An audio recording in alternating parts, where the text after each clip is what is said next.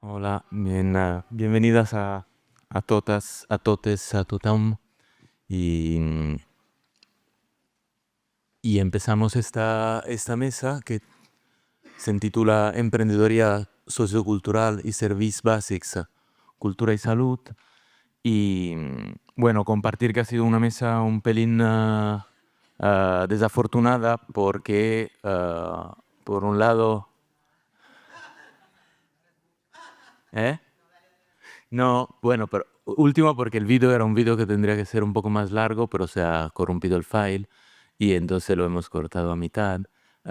Y también porque un compañero con quien queríamos compartir la mesa, Giancarlo Carena, después de varios intentos de poder estar aquí en persona y virtualmente, ha tenido que alzar bandera blanca por razones de salud y me ha pedido de intentar un poco transmitir algunos elementos de la intervención que él quería hacer desde Trieste, desde el Departamento de Salud Mental y desde las cooperativas sociales de inserción, inclusión de las fragilidades y el desventaja, de las desventajas. Entonces, con esa pequeña premisa, aprovecho para quitarme el jersey y dejar el micro un momento ahí. Eh, También hemos decidido darle la vuelta al sistema y entonces que yo tenga el micro de mano mientras que las compañeras tienen el modelo Madonna. Y, y queremos empezar, bueno, hilando un poco la conversación que vamos a tener esta mañana con muchas de las cosas que en estos días hemos escuchado. Ah, Primero agradeciendo justamente agradeciendo a la producción, a la organización, a la realización de estas jornadas, tanto en términos de contenidos, programación y definición, pero también materialmente en lo que es la organización técnica, la traducción, el equipo de traducción en en lenguaje de signos y el equipo de comunicación. Am, pero unos agradecimientos sentidos porque han sido días de una circulación de saberes, de reflexiones, de pensamientos que nos están resultando muy ricos, muy por aprovechar. Decía esta mañana con alguien como que en lugar de, bueno, para explicar un poco qué es el término emprender, que más que aprender, es decir, abstraer y tomar lo que hemos escuchado, lo que me da la sensación es que es un emprendimiento, es utilizar los circuitos, los conocimientos que aquí estuvieron circulando para intentar dar voz, palabra, reflexión a un hacer por venir. Eh, Al diablo con las buenas intenciones ha sido el primer taller en que yo he participado en esta jornada y me parece como un buen lema para empezar esta mesa. Es decir, bueno, está bien, las buenas intenciones de modificar los procesos institucionales, los mecanismos de tal y de cual, pero al diablo con las buenas intenciones, ¿cuáles son las complejidades que suceden en ese atravesamiento? Y creo que aquí la historia triestina, es decir, la historia de desmantelamiento del circuito manicomial, del circuito de la institución total, de la negación material de la organización de los cuidados a través de la opresión y de la violencia hacia el otro, sirven de pregunta a Hugo Guarino, un artista que participa en el proceso triestino, ¿es posible con la medicina solamente lograr negar la institución? Y nos preguntamos, ¿es posible solo con la cultura? Es decir, ¿cuál es el agenciamiento? ¿Cuál es la multiplicidad de lenguajes, de lugares, de agentes que nos permiten romper la institución como reproducción eh, entrópica, inercial de mecanismos de violencia? Entonces, la primera palabra que, que me viene a la cabeza estos días es algo que decía Fátima el primer día, la instabilidad, el cesar institucional como una reforma no reformista, como un proceso que abre, rompe y marca una diferencia profunda desde un ponerse en riesgo. Esas eran palabras que luego volveré a repetir, desde un ponerse en riesgo. Y entonces, retomando a Claudio, que lo decía ayer por la mañana, esa solidaridad, esa humanidad mutua, esa capacidad de retomar palabras como civilización, humanidad, que muchas veces han sido despojadas, pues como oportunidad compleja, como desafío, como posibilidad. Y también ayer, también en la segunda mesa, esa cuestión de la sospecha de la institución, de la sospecha como manera encarnada de mantener viva la memoria concreta de las violencias que los procesos institucionales muchas veces siguen reproduciendo.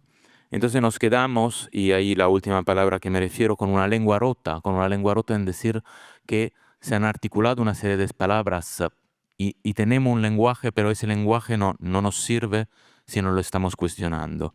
Entonces en Trieste eso ha significado desmontar la institución total, negar la institución total del manicomio, pero entonces inventar algo diferente. Las imágenes que veíais antes de Radio Frágola, al que seguían otras de los espacios de producción cultural, pero repito, el video tuvo un problema, tienen algo de particular.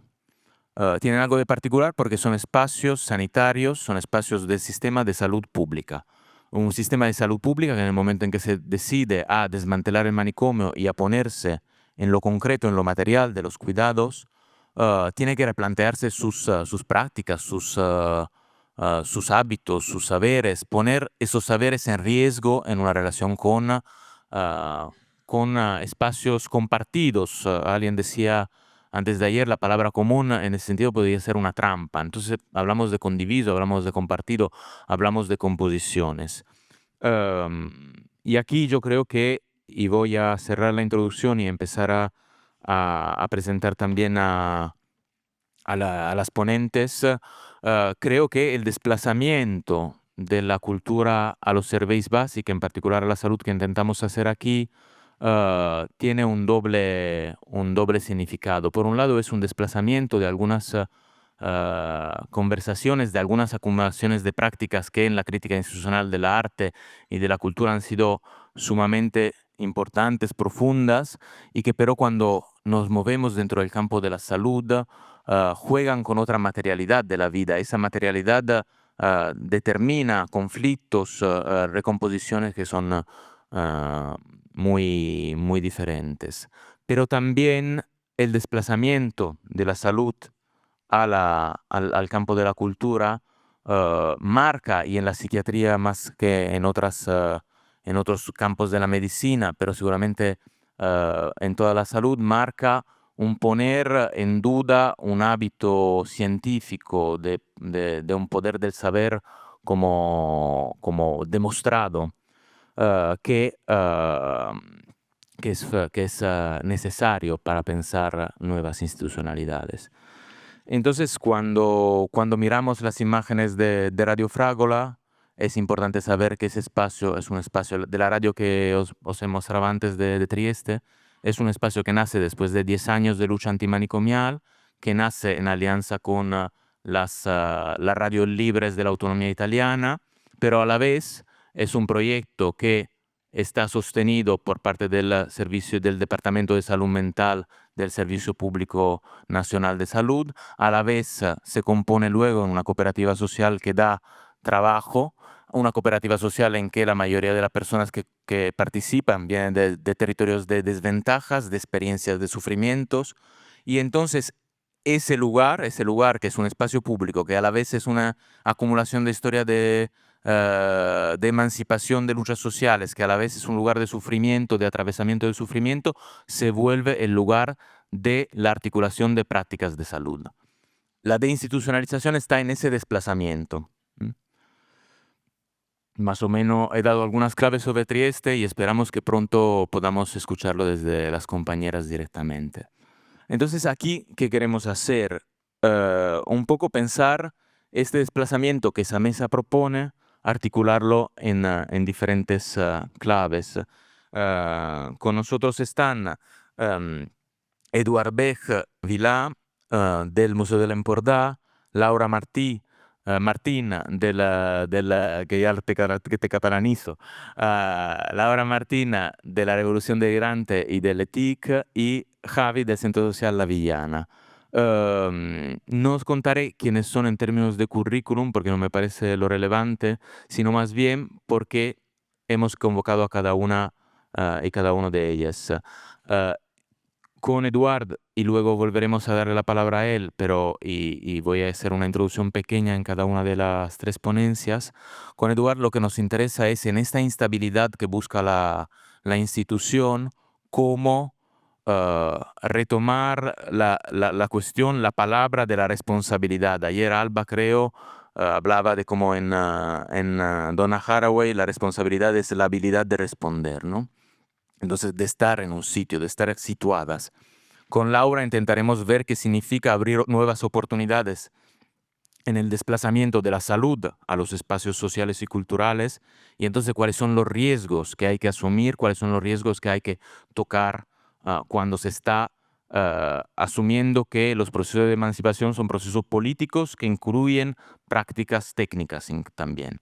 Y tercero, con Javi, un poco pensar esa cuestión de la sospecha y de la duda en la relación institucional, como tanto la tenemos con otras instituciones públicas, grandes, etcétera, pero en el momento que la pensamos como institucionalidad nuestra, pues nos devuelve como problema cuál es la sospecha, la duda que el otro, la otra, nos trae y cómo esta es el alma de un verdadero proceso de institucionalización. Entonces, empezando desde Eduard, la idea era justamente invitar al Museo del Empordà, y lo hablábamos en estos días, porque los dos ejemplos que Eduard va a discutir, a proponer, se enmarcan en un proceso más amplio de repensar la institución desde el cierre, la abolición, como decía Fátima el otro día, del Museo de la Colección, y empezar a repensar los espacios del museo, las actividades del museo, la programación del museo, desde una serie de programaciones comunes, desde unas preguntas que surjan de las comunidades en plural que rodean o atraviesan el museo.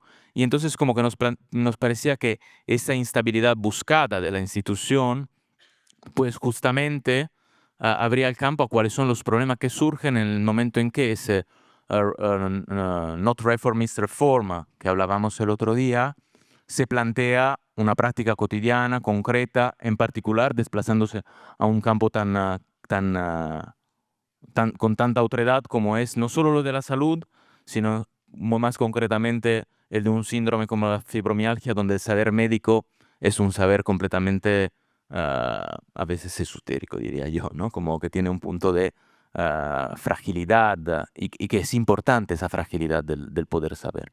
Entonces yo dejaría ahora la palabra a Eduard y luego volviendo a hilar esa intervención con Laura y luego con Javi.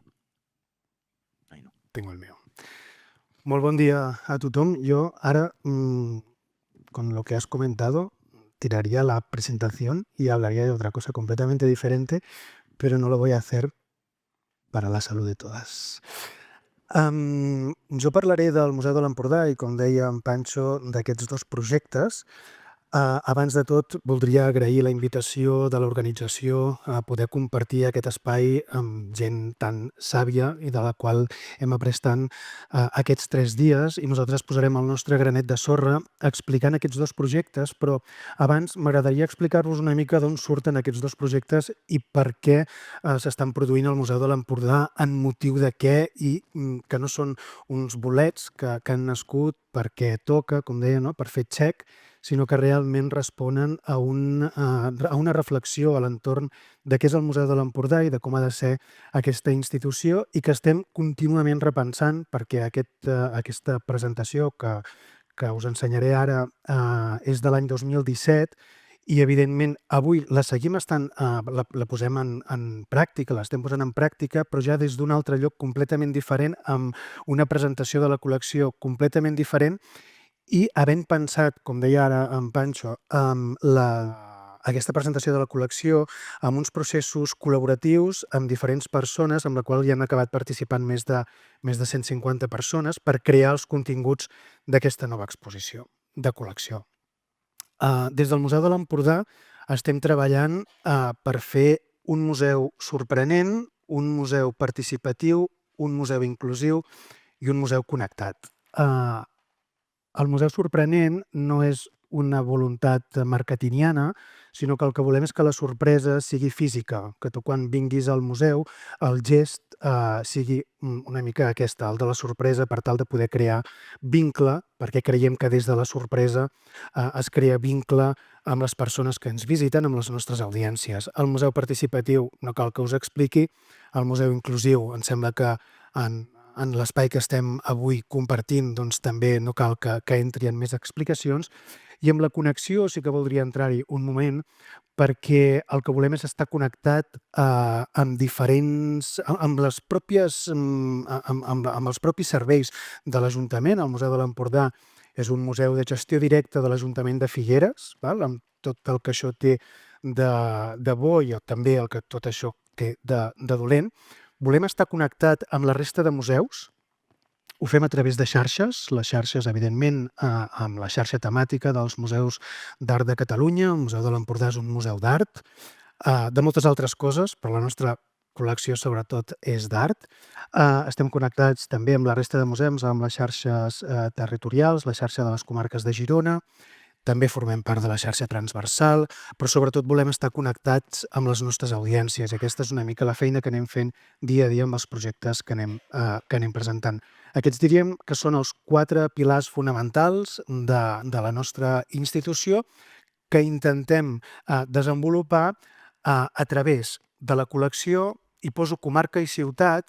Amb això vull dir la gent de la comarca, la gent de la ciutat, totes les comunitats que formen part, que creen, que acaben conformant la comarca i la ciutat. Ho fem amb una acció cultural, una acció educativa, una acció social i una acció comercial que, si us haig de ser sincera, la tenim bastant abandonada, per aconseguir un impacte cultural, un impacte educatiu i un impacte social. Per tant, diríem que les dues accions, els dos projectes que presentarem ara, s'emmarquen en aquesta acció social que tenim ben definida en el pla director. Aquestes dues accions són les que veieu a la pantalla, una que vàrem fer amb persones en condició de sensellarisme i una altra que és la prova pilot del projecte d'Arts in Health que nosaltres estem treballant a través de persones que pateixen fibromiàlgia. Pel que fa referència al projecte de persones en condició de sensellarisme, va ser un projecte que va ser impulsat per al REBEC. No sé si coneixeu la figura del REBEC, segur que moltes de vosaltres sí. El REBEC són els referents de benestar emocional. És una figura professional que tots els CAPs, els centres d'atenció primària de Catalunya, tots tenen una persona de referent de benestar emocional que s'encarrega de desenvolupar projectes en aquest sentit. Ens vàrem conèixer gràcies a la participació del projecte d'Arts in Health i de seguida ens va venir a proposar de treballar amb persones que eren usuàries del menjador social i que estaven en una situació de vulnerabilitat i que es trobaven en situació de sensellarisme, per tant, que vivien sense llar. Quan vàrem rebre aquesta proposta, el primer que vàrem comentar en el REBEC va ser que nosaltres no tenim coneixements de persones sense llarisme, de quines són les seves necessitats, ni de quines són les necessitats del psicòleg, perquè el REBEC en aquest cas és un psicòleg, i quins eren els temes que volia desenvolupar a través del museu, que ens havia d'explicar exactament què volia tractar i que nosaltres, des del coneixement que tenim de la nostra col·lecció, podríem donar eines per tal de poder desenvolupar aquestes problemàtiques a través de l'art amb l'ajuda del professional de la psicologia. Amb això vàrem definir 4 sessions. En una sessió, el REBEC ens va dir que volia parlar de relacions tòxiques versus relacions sanes. Una altra sessió la van dedicar a la infantesa, expectatives versus realitats. Una altra es va dedicar a l'autoestima i una altra a la relació de conflictes. En total vàrem utilitzar 6 obres de la col·lecció i I es varen tractar aquests temes dedicant 45 minuts a una sessió de Visual Thinking Strategies que vàrem estar treballant prèviament amb el psicòleg i que després vàrem treballar, evidentment, amb les persones usuàries d'aquesta activitat i després vàrem treballar 45 minuts, o aquestes persones que feien l'activitat varen treballar amb el psicòleg durant 45 minuts a les sales del museu. Això ho varen fer els dilluns, quan el museu estava tancat, evidentment, perquè les persones usuàries tinguessin la seva intimitat i es poguessin desenvolupar amb més comoditat. Què varen percebre de les persones que varen formar part d'aquest grup? Primer de tot, en la primera sessió va ser la sospita, que parlàvem aquest matí amb en Pancho i que parlàvem ahir també amb altres sessions. Aquesta sospita, aquesta desconfiança de la institució, per què a mi, per què jo venia al museu, un espai institucionalitzat com n'hi ha pocs, no? Per què el museu i per què el museu? Per què el museu em crida i per què ho hem de fer al museu, no? Per què aquest espai? Després de la primera sessió, la segona va ser molt diferent, ja vàrem establir un cert vincle de confiança i a l'última sessió la pregunta va ser quan repetim, quan tornem, quan podem tornar a fer una altra sessió d'aquest tipus i hem tingut el Rebec que ens ha estat demanant de tornar-ho a repetir, de tornar-ho a repetir, de tornar-ho a repetir, però nosaltres ara estem en un procés de musealització de les plantes d'exposició de col·lecció i evidentment estem dedicant tots els esforços en aquest projecte i no podem desenvolupar altres projectes com ens agradaria perquè evidentment són espais que requereixen de molta dedicació. L'altre projecte que m'agradaria explicar-vos és la prova pilot d'Arts in Health de fibromiàlgia. Aquest és un projecte en el qual hi han participat, s'ha fet de forma col·laborativa a través d'institucions, perquè hi han col·laborat moltes institucions, però també de forma col·laborativa amb professionals, perquè hi han col·laborat molts professionals molt diferents de diferents àmbits per tal de tirar endavant un projecte que realment és molt ambiciós.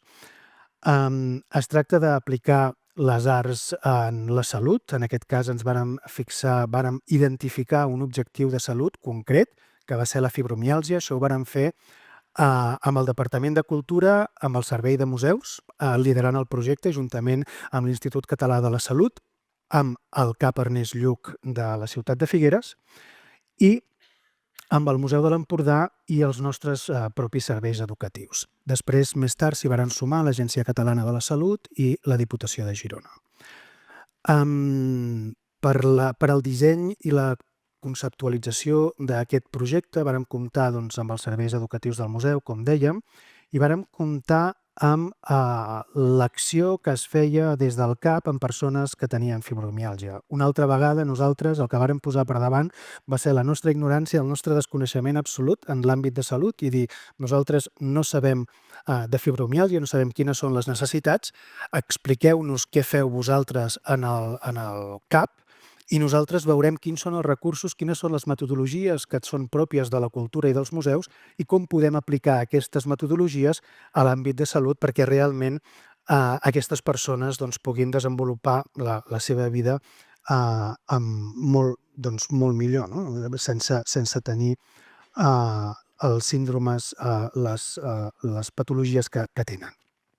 I finalment, el que va ser més interessant va ser la sessió de testeig del que havíem dissenyat amb els serveis de salut i amb els serveis del museu, posar-ho a davant de les persones que pateixen fibromiàlgia i amb les quals vàrem canviar bastantes de les parts del projecte com el teníem definit inicialment. Per exemple, vàrem percebre que necessitàvem molts més espais de compartir, molts més espais per explicar, molts més espais per parlar, per debatre, que no espais per crear, que no espais per explicar, que no espais per crear. Els objectius que ens vàrem establir va ser descobrir el museu com un espai de salut, aconseguir una millora de la qualitat de la vida de les persones, aquest era un dels principals objectius, i evidentment l'avaluació. S'està fent una avaluació qualitativa, amb les persones que participen en el projecte es fa una avaluació prèvia a la participació d'aquestes sessions, una avaluació durant i una avaluació posterior als 6 mesos d'haver acabat la sessió. De moment, demà precisament acaba el tercer grup de fibromialgia perquè el que volem és haver treballat amb al voltant de 100-120 persones per tenir prou informació per poder elaborar un paper i publicar-lo en una revista científica per tal que després d'aquest projecte, amb els resultats, doncs, el projecte pugui ser escalable i es pugui reproduir a tots els museus que vulguin rebre o vulguin desenvolupar un projecte semblant en els seus llocs. I, evidentment, doncs, comparar l'acció d'Arts en Salut amb les intervencions tradicionals que es fan en el CAP per veure si hi ha una diferència amb el que ens expliquen les persones usuàries. Són 12 sessions, 2 sessions per setmana, dilluns i dijous, i en aquestes sessions fem una primera presentació amb Manual Thinking, pluja d'idees, i en aquí els preguntem una mica què pensen, què esperen, quines són les expectatives que tenen a l'entorn d'aquest projecte. No sé si podeu llegir una mica el que es diu, si no us puc explicar què ens han dit algunes d'aquestes persones. Expectatives després de les 12 sessions. Què esperes de 12 sessions fetes al museu amb aquest projecte? Quererme más, una gestió de l'enfadament, no tener que disimular mis emociones, controlar mis emociones, entendre la meva condició, gestionar el dolor, aprendre del dolor, un altre és estimar-me, motivació. Aquestes són les expectatives i llavors nosaltres el que fem és començar a treballar amb 2 sessions dedicades a l'educació del dolor, als hàbits de l'alimentació. Treballem amb una dietista que els explica que amb una dieta concreta poden millorar molt més les seves condicions de vida, no patir tant dolor, poder dormir millor.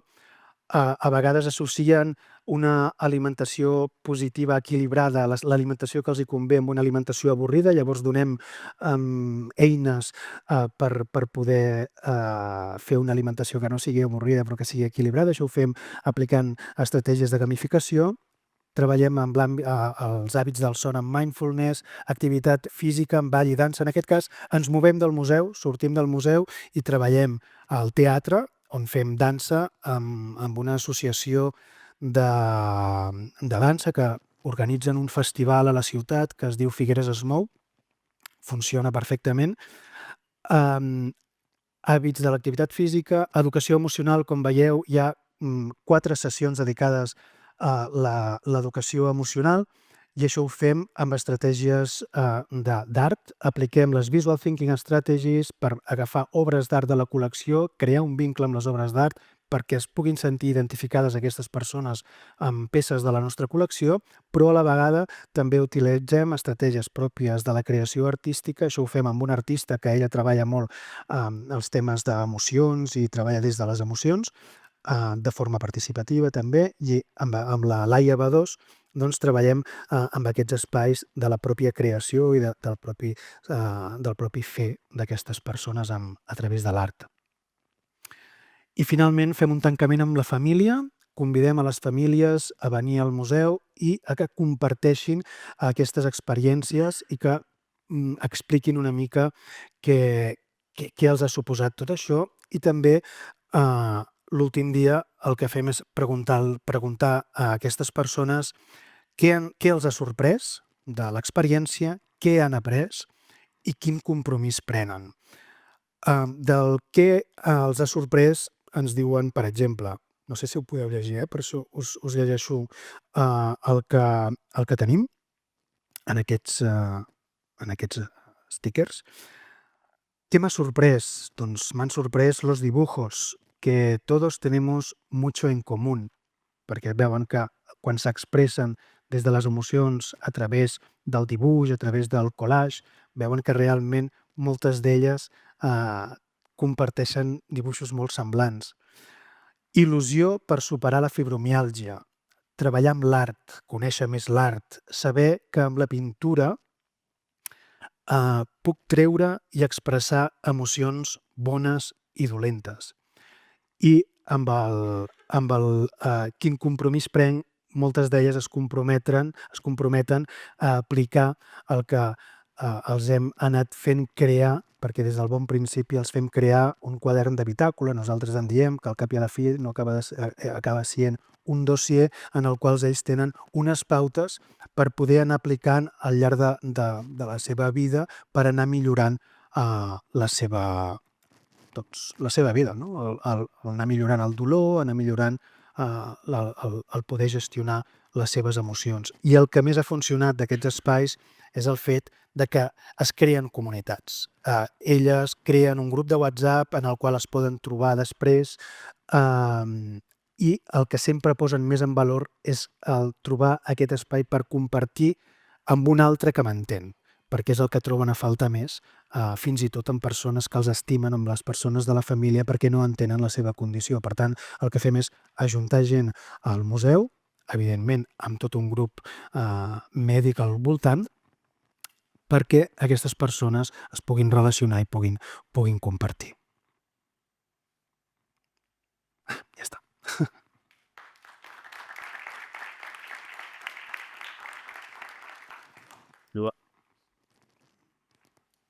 Gracias. ¿Funciona? Sí, ahora sí. Gracias, Eduard. Y yo creo que hay algunos elementos que es interesante ver cómo se contrastan y se articulan con lo que es otro lugar de desplazamiento, como el que nos va a contar un poco Laura, también porque esa agregación de sujetos, de experiencia, etcétera, en el momento en que se acumula en el tiempo, empieza, ¿no?, a devolver una serie de problemas, una serie de cuestiones que lo hablábamos antes con Laura, con Eduard también, devuelven a la institución un fracaso en un sentido positivo. Es decir, el campo institucional puede o no puede armarse desde esa capacidad de estar con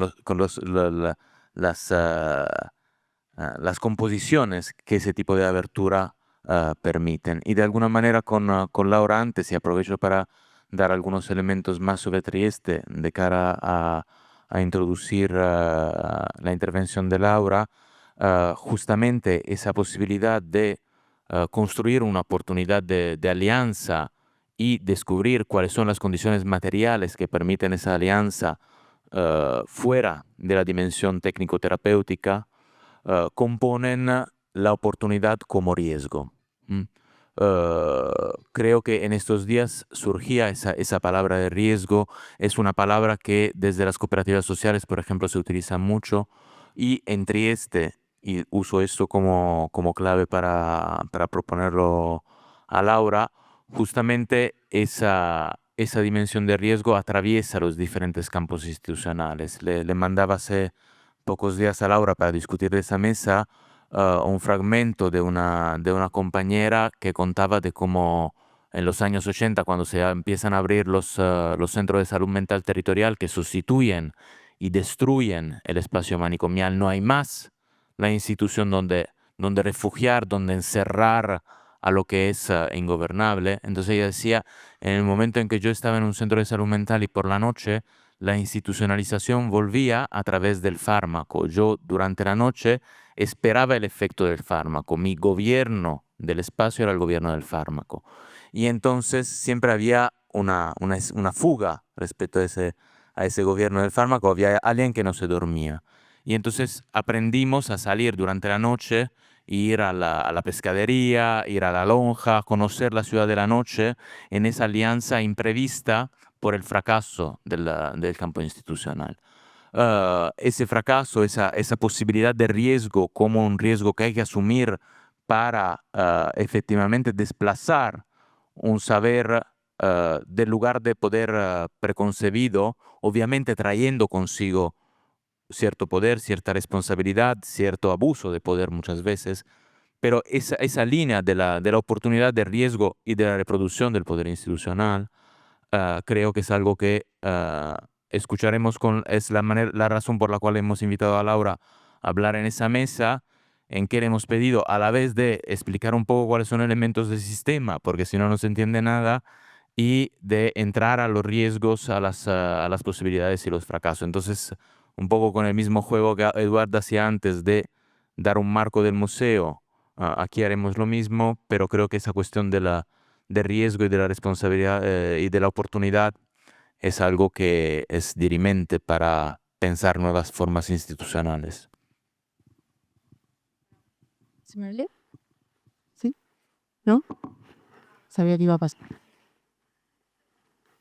Bueno, se me oye, ¿no? A ver si se me entiende. Bueno, muchas gracias a la organización, de verdad me parece que es un marco que hace pensar mucho y casi lo que tenía pensado un poco intentar trasladaros aquí para reflexionar no tiene nada que ver con lo que pensaba hace 3 días que iba a hablar. Bueno, yo creo que es importante un poco para empezar a hablar, ¿no? Y empezar a reflexionar sobre esto, algo de lo que no me siento especialmente orgullosa y que creo que lo ha omitido Pancho, pero creo que es importante para entenderme, y es que yo soy psiquiatra, ¿no?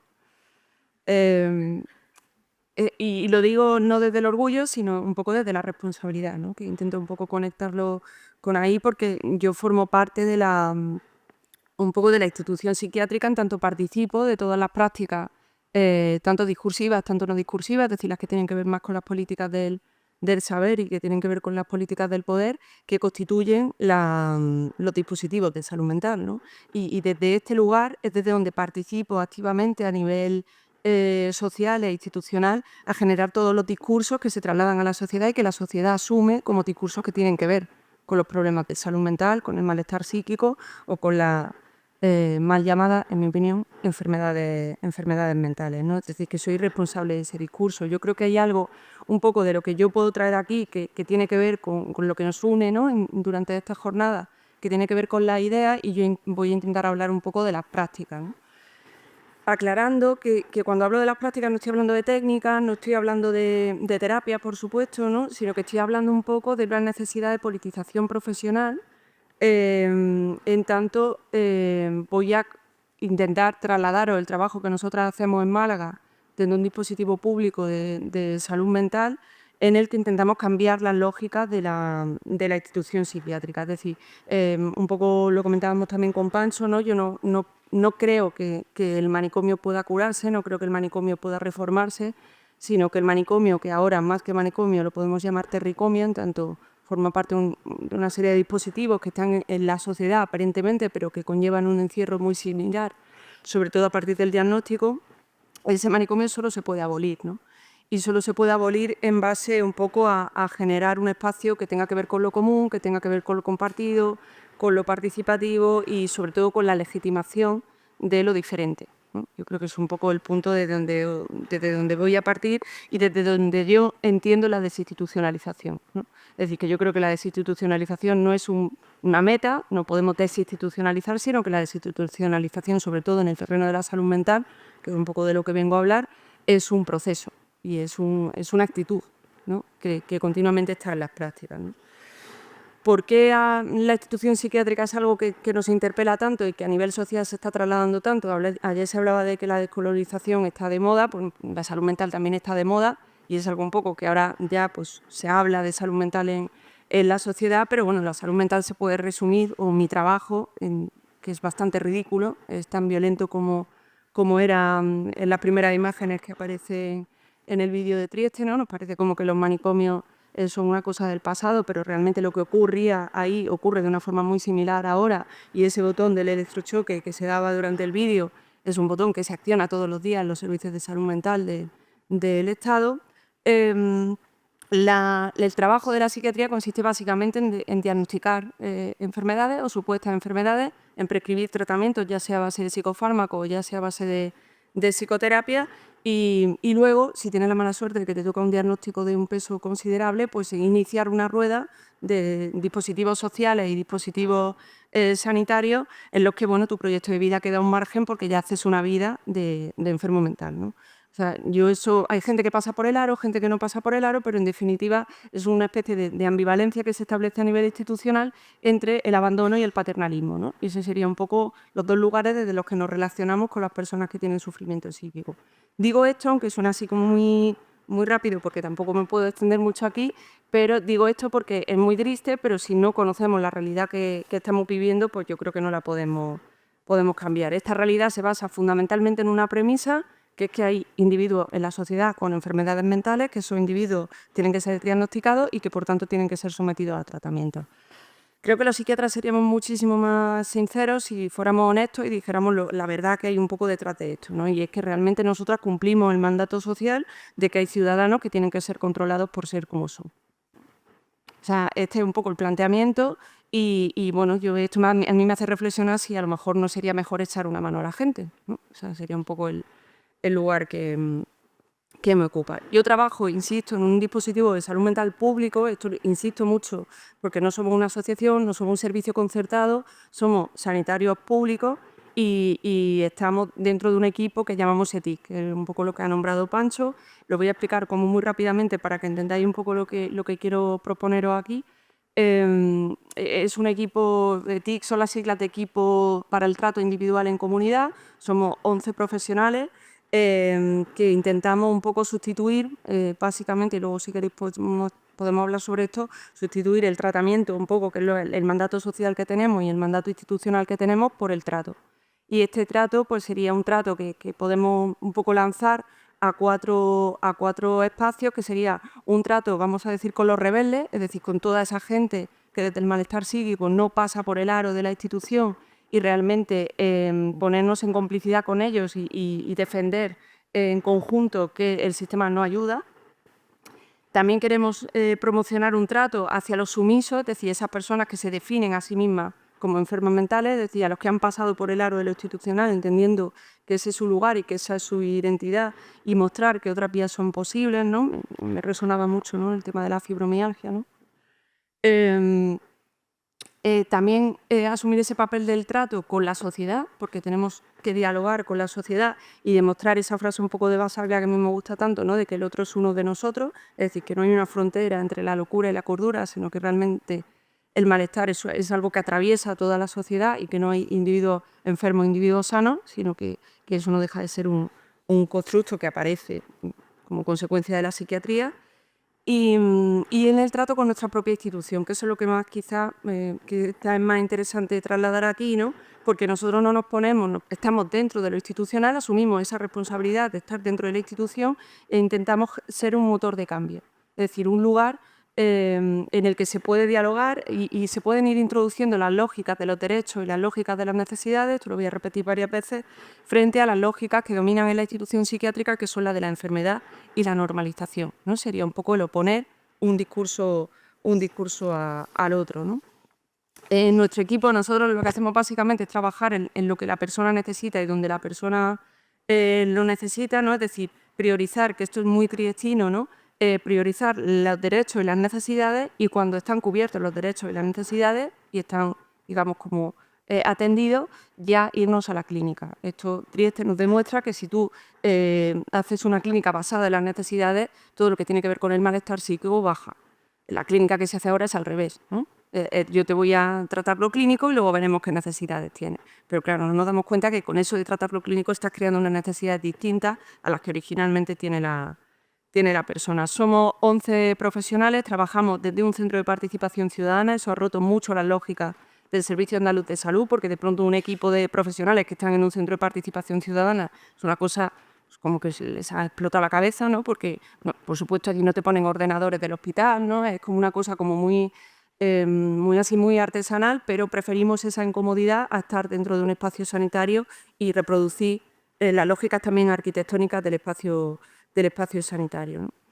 El papel quizás que tenemos viene un poco resumido a nivel un poco del trabajo en volver a asumir el papel de lo comunitario, ¿no? O sea, en sanidad lo comunitario se ha vaciado quizás en toda la sociedad, ¿no? Pero me centro en lo sanitario. Lo comunitario se ha vaciado de sentido, se ha confundido con ir a la calle, ¿no?, con hacer cosas en la calle o hacer grupos, y creemos que lo comunitario es algo muchísimo más potente y muchísimo más complejo, ¿no? O sea, a nivel técnico, Basaglia siempre decía que el técnico, lo comunitario aparece donde el técnico, y yo creo que se puede trasladar más allá de la psiquiatría, donde el técnico se siente incómodo, ¿no? En nuestro caso sería ese lugar donde los profesionales no sabemos muy bien qué somos y somos capaces de desplazar o poner en un segundo lugar o entre paréntesis ese lugar del el experto por profesión, que es el que se nos supone a nosotros, y dar un papel al experto por experiencia, ¿no? Que sería un poco el que tendría que llevar las riendas del asunto. Creemos que lo comunitario no es un lugar, sino que es una herramienta de trabajo que se puede reproducir en cualquier lugar y que tiene que ver más con promocionar lo común, con generar redes, con establecer vínculos entre las personas, ¿no? Y sobre todo lo comunitario, bajo mi punto de vista, ¿no? Y en la organización de mi propio equipo, conlleva un poco una mirada y un cuestionamiento continuo de nuestra posición clínica y de nuestras relaciones de poder, ¿no? Es decir, un cuestionamiento continuo. Este es el papel o el proceso de la abolición de la institución interna que tenemos todos dentro de nuestro saber, ¿no? de nuestra identidad.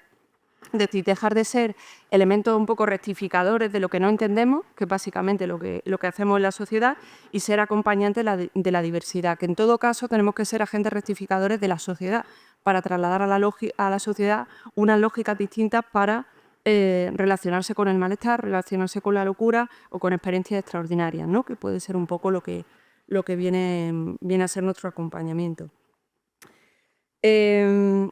Hay una cosa que a mí me parece importante, ya introduzco un poco aquí lo que os vengo a traer, es que sustituyendo el tratamiento con el trato, tú pasas a un lugar en el que acompañas al otro desde la cotidianidad, es decir, desde donde descubres realmente las necesidades que tiene la gente y dónde se localiza ese malestar y dónde se localizan esas necesidades de apoyo, si queréis, sanitario o de apoyo social o de apoyo de redes que tiene. Nosotros lo que hacemos con eso que surge ahí en esa relación de la cotidianidad es trasladar esa información y esa experiencia a nuestra propia institución y trasladarla en un sentido de os equivocáis, ¿no? O sea, os equivocáis con unas políticas y con unos servicios de salud mental basados en suprimir los síntomas y generar enfermos, ¿no? Que sería un poco esa máquina de cronificación que antes estaba en los manicomios y que ahora está en los dispositivos sanitarios, y demostrar un poco con nuestro trabajo que en la defensa de los derechos y en la cobertura de las necesidades se generan grandes cosas, ¿no? Ese sería un poco el lugar que tenemos. Nuestro trabajo no es un trabajo dirigido es individual, en tanto, por eso está en la sigla, no es esencialista, no es individualista, sino que es individual en el sentido de que vemos a cada persona como un sujeto político y un sujeto responsable de lo que le pasa y de lo que hace. Es decir, que emprende un camino con apoyos en los momentos que lo necesita, pero un camino que es siempre emancipador de la psiquiatría. Es decir, que hacemos una clínica, como os decía antes, pues basada en los derechos y en las necesidades, en la pregunta de qué le pasa a la gente y no tanto qué tiene, ¿no? Que sería un poco el cambio, si queréis, como más ideológico que se hace ahí, ¿no?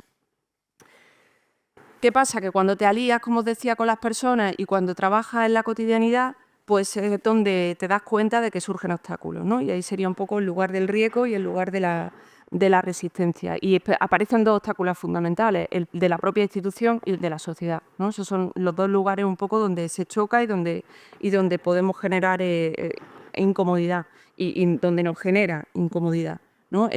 Para la institución somos terriblemente incómodas, es decir, que es verdad que el discurso cambia, que la forma de actuar cambia, que promocionamos más la desprescripción que la prescripción, ¿no? Que defendemos los derechos, que denunciamos los abusos y la violencia interna que es la psiquiatría, que echamos para atrás las curatelas, ¿no? Que nos negamos a esa condena nihilista de la dependencia y de la ley de dependencia, ¿no? Y luego para la sociedad pues no somos mucho mejores, es verdad que hablamos muy raro, ¿no? Que como que no hablamos de enfermedades, que realmente cuando hay que llamar a una ambulancia pues lo que hacemos es nos quedamos a comer, ¿no? Y tenemos como una paciencia, es decir, que hay un lugar del profesional en el que el profesional se borra y aparece en otra lógica, en contacto con la comunidad, y eso produce un extrañamiento, ¿no? Eso produce una incomodidad y nos hace asumir una serie de riesgos que, bueno, entiendo que son nuestra responsabilidad y yo entiendo que por eso me pagan, ¿no? Por la asunción de esos riesgos, no tanto por el rectificar a la gente, pero bueno, ese es mi papel político, que ahora os digo en qué queremos que se traslade, ¿no? En este orden de cosas, claro, hemos visto que el obstáculo que nos encontramos, que es la sociedad y la institución, siempre converge en la cotidianidad con esa persona, con los 3 grandes obstáculos que se encuentra cualquier persona con malestar psíquico y realmente cualquier persona con malestar social, ¿no? Que vienen a ser lo mismo, que son la red social, la vivienda y el empleo. Eso lo hemos visto mucho en interconexión, sobre todo con agentes sociales y con colectivos con los que entramos en contacto en los barrios, ¿no? de positivos de sin hogar, con las parroquias, ¿no? Es decir, con todo lo que tenemos alrededor. Y al final el problema que tiene la gente fundamental o esas necesidades básicas tienen que ver con la red social, con los apoyos que tiene, con la vivienda y con el empleo. Entonces, en ese orden de cosas es donde damos un paso adelante, asumimos ese papel político y decimos, vale, no me voy a quejar de no tengo recursos, sino que voy a crear nuevos recursos. Y ahí es donde está el proyecto de la burbuja, que sería un poco el espacio social que queremos promover a través de la Junta de Andalucía, Ministerio y tal, pero bueno, que es un poco el proyecto o el siguiente paso que queremos dar. La burbuja es os lo explico en 3 minutos simplemente, es un proyecto inspirado en los servicios territoriales de Trieste que intenta demostrar que con una clínica, con un acompañamiento clínico cercano, con una atención a las necesidades reales de la gente y con una involucración de las mismas en sus propios procesos, realmente se puede generar un espacio distinto dentro del servicio público de salud, ¿no? Que insisto mucho en eso, pero es que lo estamos haciendo dentro del servicio público de salud. La burbuja tiene 3 patas. Una primera pata que sería una casa de crisis, en la que hay soporte sanitario 24 horas, 7 días a la semana. Es un espacio para poder superar las crisis sin coerción y sin violencia, y en el que sí que tienes un apoyo y se puede involucrar tu red en tu proceso de crisis. La otra pata serían las buhardillas, que es una solución habitacional de apartamento de 6 meses a 1 año, ¿no? En la que la persona sin suficientes recursos o en situación de sin hogar puede vivir y que puede pagar, ya sea a través de recursos propios, con una parte, por ejemplo, de una pensión o del ingreso mínimo vital, o bien con su trabajo a través de la cooperativa, ¿no? Y luego hay una cooperativa social, que sería La Jabonera, que es lo que enmarca todo el proyecto, que es una empresa social totalmente inspirada en el proyecto de Trieste y que realmente intenta que este espacio acabe siendo autogestionado, ¿no? Eso es lo que nos parece a nosotros muy novedoso en Andalucía. La cultura de la cooperativa está muy ligada a lo agrario, ¿no? Y a lo rural, pero no tanto al movimiento social y, por supuesto, no está unida a las lógicas sanitarias, ¿no? Es decir, que las personas que son atendidas por la burbuja ya no son más usuarias de los servicios, es decir, vamos muy en la línea del nuevo ordenamiento jurídico para las personas con discapacidad, en la que las personas no tienen que ser objeto de cuidado, sino sujetos de derechos. La persona llega y es una socia activa o pasiva en las condiciones que quiera de la cooperativa y forma parte de la cooperativa. Aquí se rompe esa lógica, ¿no? que la comentábamos ayer con Pancho, en la que hay un mundo asistido y un mundo productivo, ¿no? Y que realmente la persona pasa a ser parte del proyecto y la cooperativa da, por un lado, cobertura a todo el espacio de la burbuja, es decir, todo lo que tiene que ver desde el archivo a la secretaría, limpieza, catering, mantenimiento, cubre toda la burbuja, ya no dependemos de un servicio externo para eso. En segundo lugar, genera espacios de coworking para personas que no pueden iniciar un proyecto personal o empresarial o formativo por sí mismas, sino que pueden utilizar el espacio de la cooperativa para generar esos espacios. Y en último lugar, pues genera un laboratorio social en el que es la propia sociedad la que entra a la cooperativa y la que puede generar eventos, exposiciones, espacios artísticos para que no nos situemos como un lugar de exclusión, ¿no? Fue un poco lo que ocurrió en Trieste, que se abre el manicomio para que la persona entre. Nosotros somos el manicomio simbólico, lo abrimos para que la persona entre, ¿no? Yo creo que el modelo de Trieste sí que nos puede enseñar, ¿no? Que no se trata tanto, ahora se habla mucho de salud mental, de hacen falta más recursos y no hace falta más recursos, hacen falta nuevos modelos de práctica, ¿no? Y una nueva intención práctica. Y a nosotros nos parece que no se trata tanto, que esto es muy triestino también, ¿no? De vencer, de abolir la institución a base como de argumentos, de contrasentido, de salirse de la institución, sino de convencer al espacio institucional, que es lo que nos toca a nosotros cada día, de que las cosas se pueden hacer de otra manera. Es decir, que se trata básicamente de ilusionar a los compañeros y de involucrarlos en proyectos distintos, ¿no? Yo creo que esa es nuestra intención política y es un poco lo que hacemos cada mañana.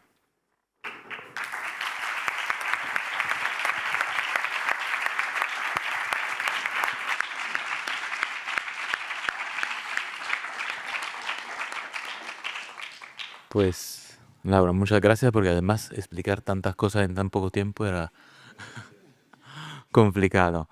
Y, y yo creo que hay un punto que tú señalabas de esa incomodidad de asumir esa incomodidad como lugar fundamental ah, de la relación, que me devolvía algo que Franco Rotelli decía en un texto con María Grazia Giannichedda, triestino también, y aquí la conversación con Trieste en particular sobre esto es un poco inevitable, donde la cuestión era como la enfermedad, la malattia, era un doble sustitutivo del sufrimiento, un doble sustitutivo que lo único a que servía era para ordenar la experiencia de acuerdo a la lógica de la institución, es decir, ordenar la experiencia de acuerdo a algo que permitiese la reproducción de la misma institución.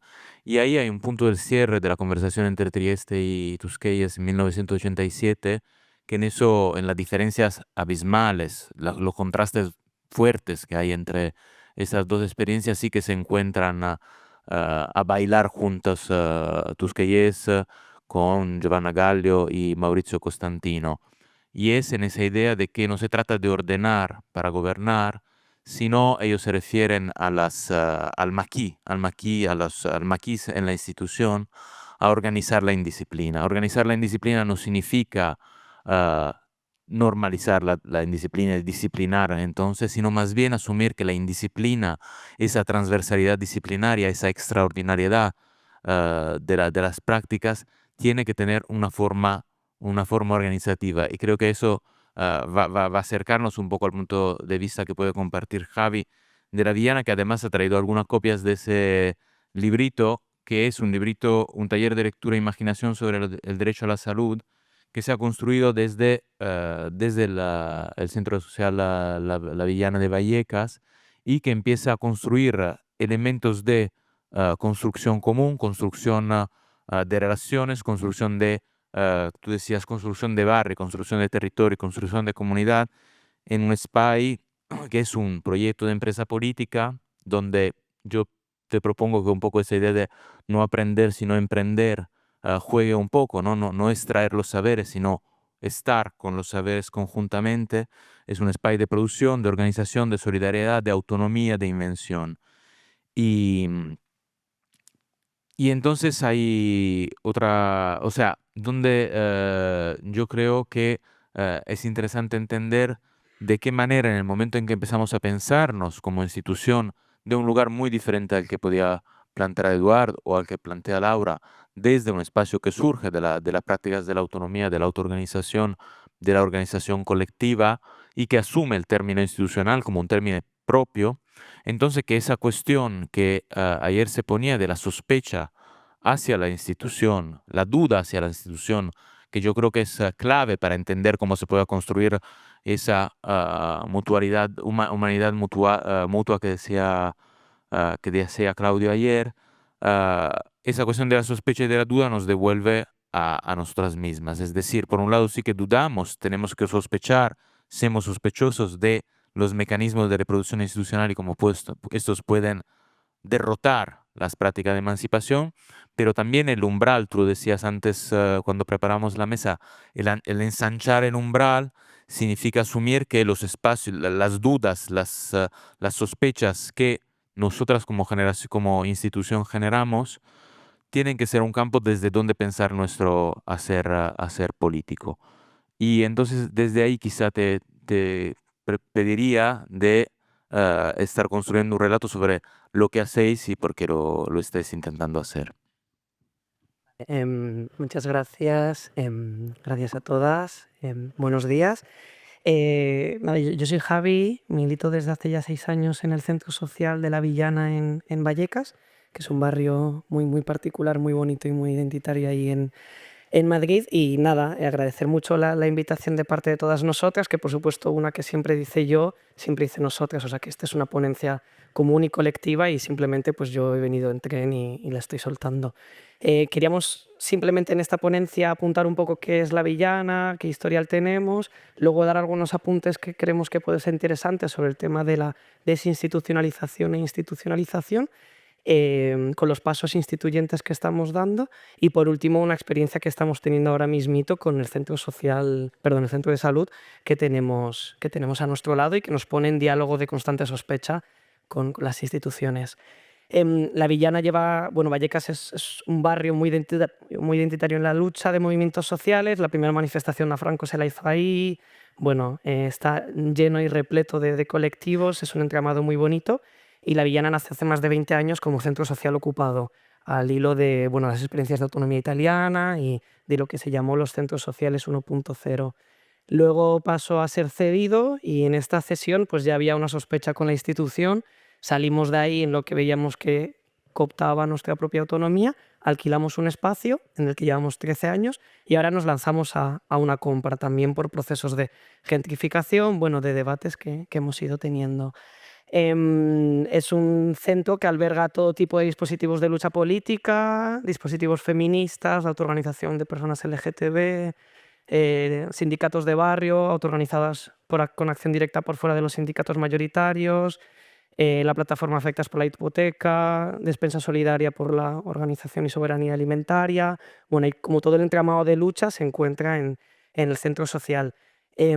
Ahora nos mudamos en un proceso que ha sido de mucho debate y eso ha puesto sobre la mesa el tema de la interseccionalidad, que a veces es un tema demasiado teórico y demasiado de la academia, porque en las prácticas la interseccionalidad siempre se da. La compi inmigrante que no tiene para comer también le falta empleo. Entonces todos estos problemas en realidad, pero sí que nos preocupaba mucho cómo se entrecruzan las luchas o cómo entrecruzarnos nosotras que llevamos todo el rato con la lengua afuera. Así que ya que estamos todas juntas en la mudanza, pues empezamos a tener debates sobre cómo hacer que la Villana sea algo más que un espacio o contenedor, sino que sea un verdadero aglutinante. Y empiezan a salir nombres como Sindicato de la Vida, Red de Estructuras Populares, un espacio donde verdaderamente una puede encontrar todo tipo de dispositivos de lucha para todas las facetas. Es en este momento donde nosotras nos lanzamos al proyecto de las empresas políticas, en el que entendemos que no solo basta con redistribuir nuestra propia riqueza, porque cada una ponemos dinero al centro social, sino que también nos fortalece mucho tener nuestra propia producción de riqueza autónoma, porque no es lo mismo ocupar un espacio si tienes el dinero de la multa tocateja, ¿no? Entonces entendemos que solidificar las luchas y hacerlas más fuertes implica una estructura material muy concreta y a la vez nos une mucho más cuando tenemos un común material. Esto nos parece obvio. Entonces vamos a tener dos empresas políticas, que es una librería y una taberna, que están puestas, pues se capa el salario al salario mínimo y los convenios han sido regulados por la Asamblea y todo el beneficio está yendo para el común. También hay otro proceso de empresa política que las compañeras de la Despensa Solidaria, que fundamentalmente son compañeras migrantes monomarentales y muchas veces en situación administrativa irregular,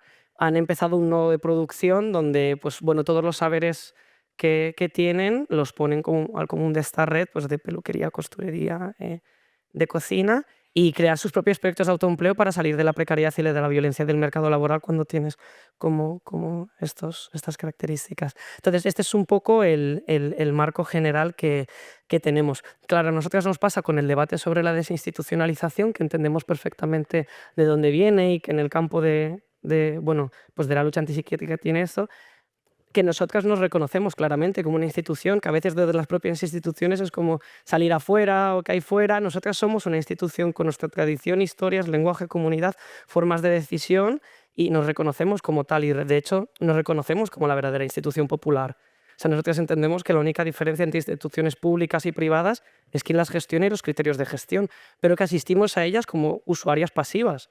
Entendemos entonces que no se trata tanto de salir de las instituciones, sino de qué instituciones creamos o qué procesos instituyentes nos dotamos. También porque si no vamos a acabar pensando que es más fácil imaginar el fin del mundo que el fin del capitalismo. Estamos ahí con afectos tristes, todo el rato no, salir o en contra o antirrepre o antifascista y en realidad toda la historia nuestra es la historia de la desposesión y tenemos más que ser capaces de imaginar y de poner a circular, espacios donde nos ilusionen y esto pasa por crear y encontrarnos. Entonces la idea no es tanto salir a la institución, sino que nosotras somos la institución, no nosotras, entendiendo, ¿no? Los centros sociales y los espacios como los ateneos anarquistas, etcétera, etcétera.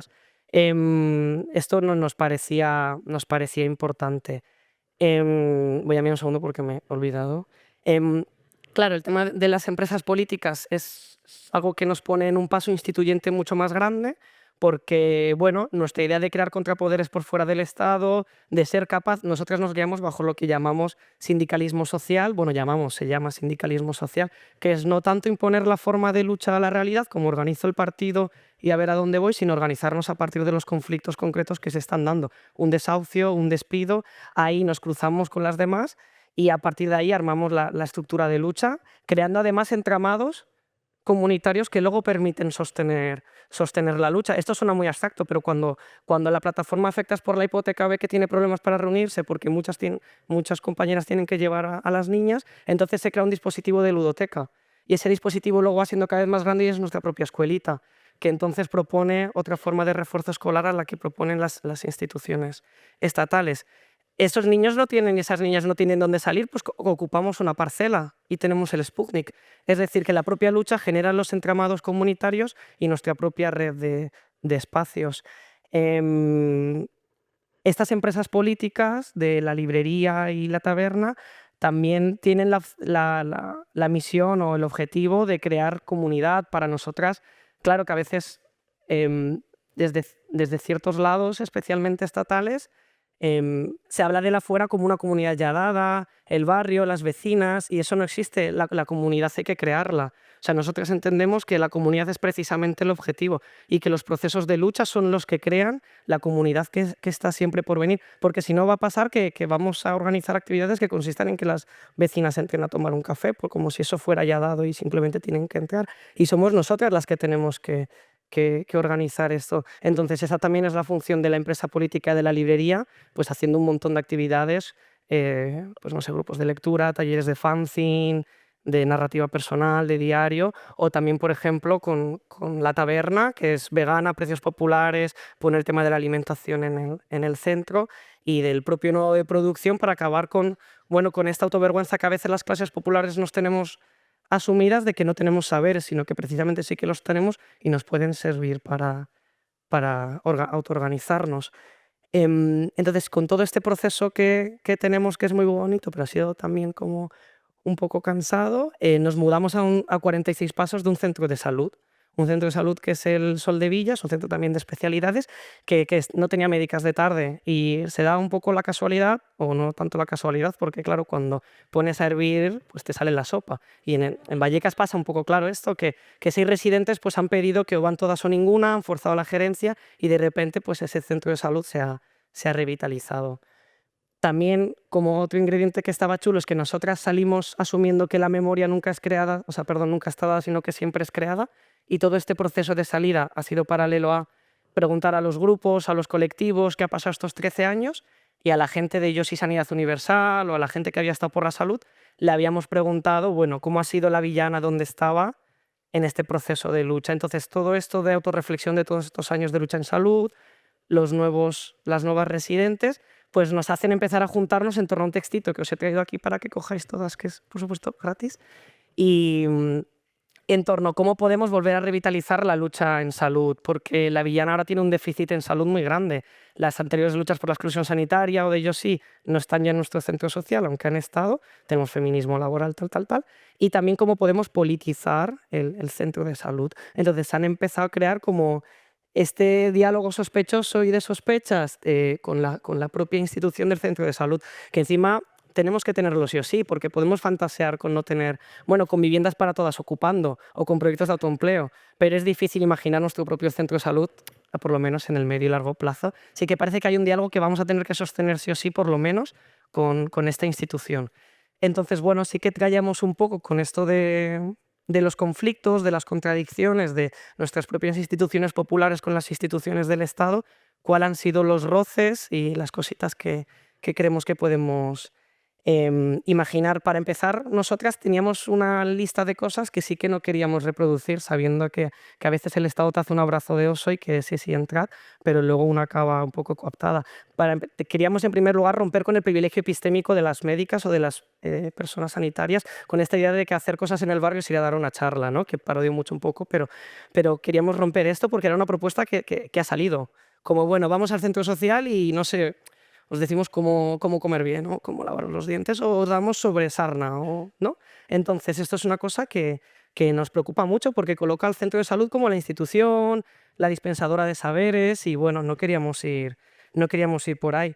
También queríamos parar la deriva asistencialista que concibe un poco el centro social como el sitio donde yo tengo muchos pacientes en el centro de salud, está guay que te hayan despedido, qué putada, hay un sindicato laboral ahí abajo. Le digo porque entonces se nos asfixia los mismos aparatos estatales que luego nos oprimen. Es que ayer desalojaron la Atalaya, que era un centro social en el barrio que llevaba 11 años, un instituto abandonado. Entonces, hay este juego con el Estado. Entonces, desde luego, rechazar eso. También porque la propia lógica asistencialista la rechazamos de facto. Con esto que decías, no somos solo usuarias que vamos a ver, sino que nos hablamos de igual a igual. También dejar de pensar el centro de salud como un espacio neutro. Bueno, aquí no hay nada que hacer. ¿Qué podemos hacer ahí en vuestro centro social, que es donde pasan cosas? O sea, en el centro de salud hay violencia de género, hay conflictos laborales y desde luego hay una jerarquía muy fuerte y se trata distinta a las compañeras migrantes que las que no. Entonces, que es que a lo mejor no tenéis tanto que venir, sino que tenemos que empezar a desblanquear este espacio, ¿no? Y por último, romper el discurso de que la medicina o la salud comunitaria, voy a acelerar, era esto de que la comunidad ya está dada y de que simplemente, pues nada, vamos a salir al barrio, sino entender que precisamente si la medicina de salud comunitaria es disminuir los atenuantes sociales, psicológicos, económicos y materiales que hace la propia una enfermedad, que esto es parar un desahucio, hacer un piquete o acompañar a la compi a poner una denuncia al juzgado. Entonces, entendernos como desde ahí, no desde su privilegio.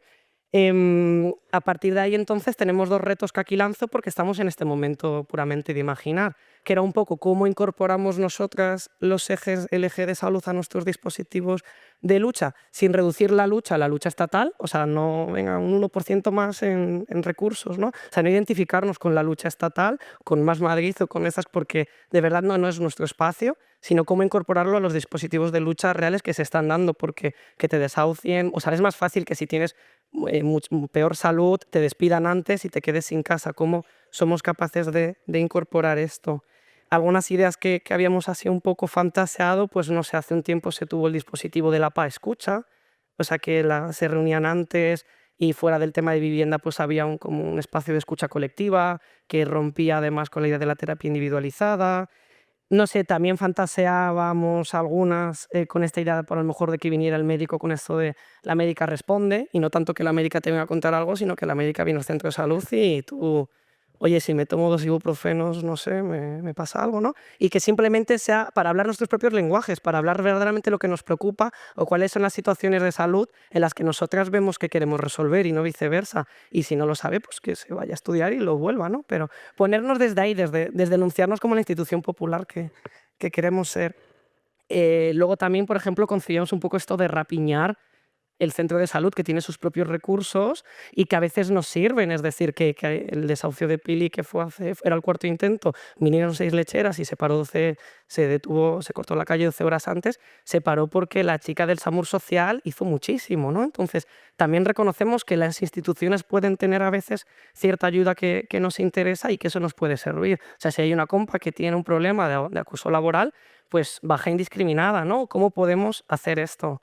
Esto pone, nosotras creemos, a los profesionales sanitarios, bueno, pues a nosotras frente a unas contradicciones que tenemos que asumir, pero creemos que también a ellas, y asumir que la función policializadora del Estado no solo se hace por la policía, sino por todo un cuerpo estatal que dice baja laboral sí, baja laboral no.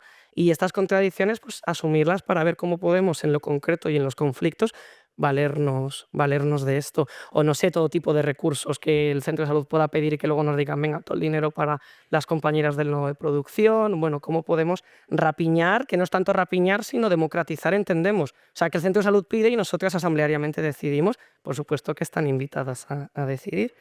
Y por último, cómo podemos entrar con nuestros dispositivos de lucha al centro de salud, dejar de pensar que ahí no hay acoso laboral, que ahí no pasa nada de esto, sino cómo podemos llevarlo radicalmente al conflicto. Es decir, que si despiden a la limpiadora, ¿cómo podemos hacer que las médicas paren? Que esto es una cosa impensable que tienen sus propios sindicatos, ¿no? Entonces, bueno, ¿cómo podemos en ese sentido contagiarnos con la sospecha, pero sin perder claro que nuestro horizonte es de transformación de lucha por instituir comunes y no tanto por salir de los lados porque ya tenemos los nuestros y hay que confiar en nuestra capacidad de lucha? Muchas gracias.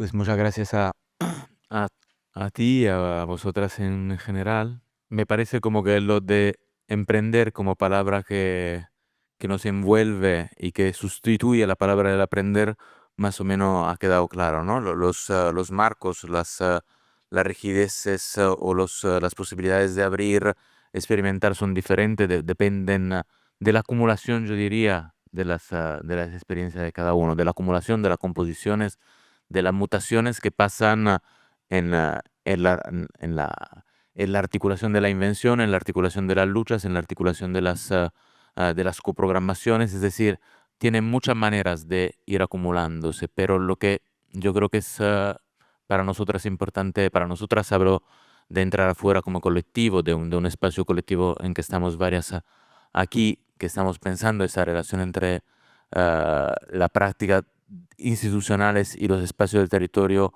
alrededor de los cuidados y de la salud, pues es necesario emprender, meterse a conjurar con ese tipo de conocimientos. Y de ahí pienso que lo mejor es dejar abierta la palabra a preguntas, también incluso entre vosotras, o no solo preguntas, sino reflexiones, aberturas. Creo que tenemos una media hora comparado a otras mesas que han tenido menos, porque al no poder estar Giancarlo tenemos un poco más de tiempo y nos apetece que eso pueda traer preguntas que no tengan que ser a la mesa, sino que sea una reflexión que acumula un poco del resto de las jornadas. Buenas tardes. Perdón. Sí. Buenas tardes. Bueno, muchísimas gracias a todos por las intervenciones, también a Laura. Y que es a quien me quiero dirigir directamente.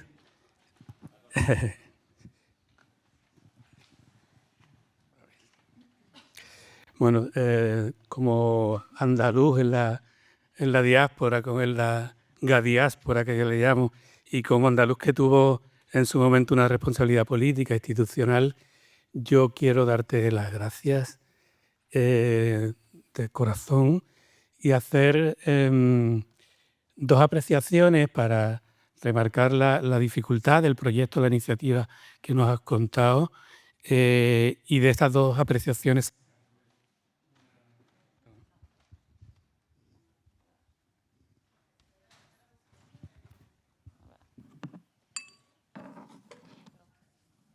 ahora.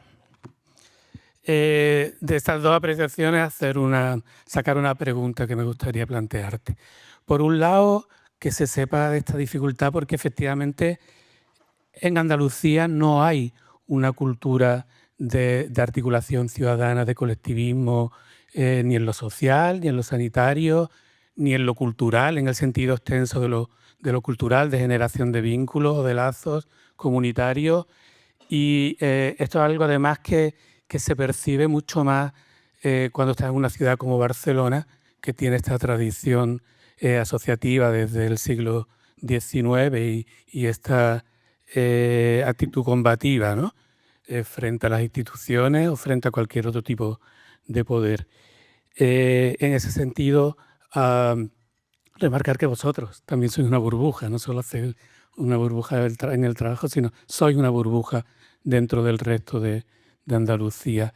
Y por otro lado, insertar o dejar claro que vuestro proyecto, vuestra acción, está dentro de un contexto que es el de la Junta de Andalucía, que está desmantelando la sanidad pública, ¿no? Y lo está haciendo a base de inanición y a base de ahogarla, ¿no? Así que doble mérito y doble enhorabuena y doble gracias, ¿no?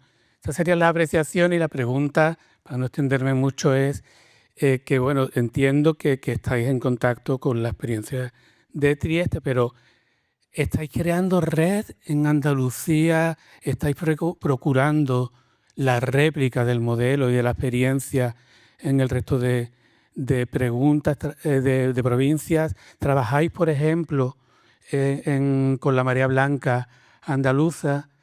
Lo digo porque esto también sería sustituir el tratamiento por el trato. Y Y esto también sería un elemento contributivo de lo que sería la idea de pueblo, la idea de generar una Andalucía mucho más articulada. De nuevo, de corazón, muchas gracias. Vemos si hay un par más de... No sé si hay alguna más palabra, sí. Sí, muchas gracias. Gracias por la mesa, por las intervenciones y los proyectos y gracias por estos 3 días que creo que han sido muy distintos y estimulantes. Yo sobre todo quería preguntar o poner también enlazando con las mesas anteriores 2 temas o 2 caballos de batalla que yo tengo la sensación de que están y que igual no los nombramos exactamente. Creo que emprendedoría es como muy clarificador, ¿no? Respecto a lo que le decías, que es el de los procesos administrativos y la violencia y ideología que hay tras de ellos, ¿vale?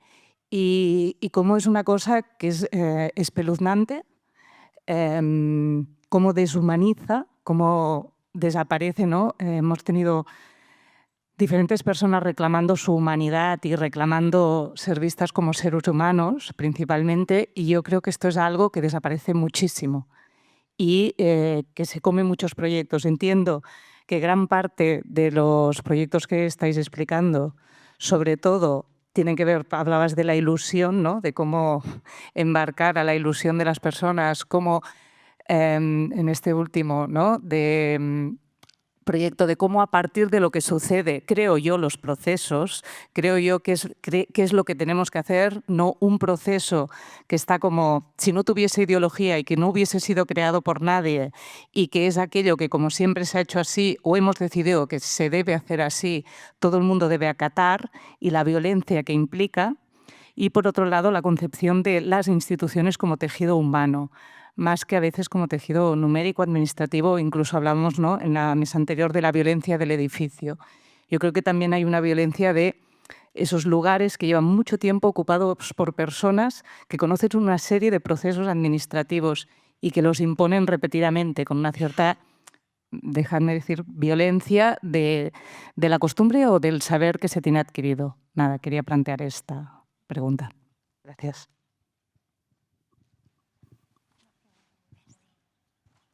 Bueno, quizá volvemos un momento hacia vosotras y luego...